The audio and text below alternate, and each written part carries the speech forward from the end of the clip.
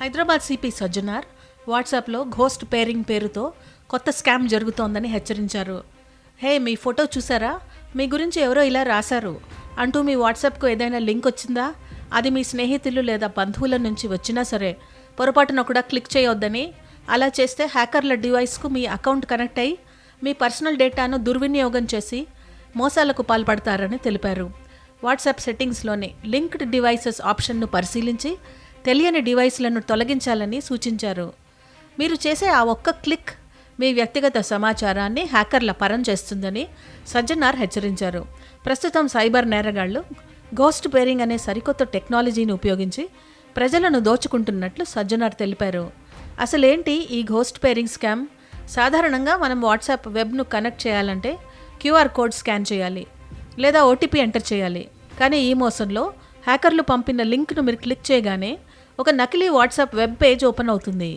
మీరు ఆ పేజ్ని చూడగానే మీకు తెలియకుండానే మీ వాట్సాప్ ఖాతా హ్యాకర్ల డివైస్కు కనెక్ట్ లేదా పేర్ అయిపోతుంది. దీనికోసం వారికి మీ ఫోన్ భౌతికంగా అవసరం లేదు, కనీసం ఓటీపీ కూడా అడగరు. అందుకే దీన్ని ఘోస్ట్ పేరింగ్ అని పిలుస్తున్నారు. వ్యక్తిగత డేటా హ్యాకర్ల చేతికి చిక్కితే ఏం జరుగుతుందంటే మీ చాటింగ్స్, పర్సనల్ ఫోటోలు, వీడియోలు అన్నీ హ్యాకర్లు చూడొచ్చు.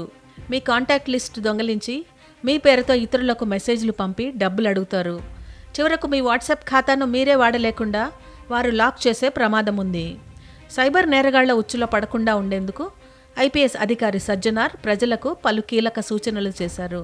వాట్సాప్ అకౌంట్ భద్రతను మరింత కట్టుదిట్టం చేసేందుకు ప్రతి ఒక్కరూ తమ వాట్సాప్ ఖాతాలో 2 స్టెప్ వెరిఫికేషన్ ఫీచర్ను తప్పనిసరిగా ఎనేబుల్ చేసుకోవాలని సజ్జనార్ సూచించారు.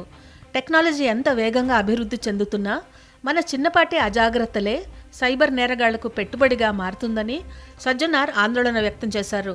అందుకే సైబర్ సెక్యూరిటీ పట్ల ప్రతి పౌరుడు అవగాహన కలిగి ఉండాలని, ఈ సమాచారాన్ని తన కుటుంబ సభ్యులకు, మిత్రులకు షేర్ చేయడం ద్వారా వారిని కూడా ప్రమాదాల బారిన పడకుండా కాపాడవచ్చని అన్నారు.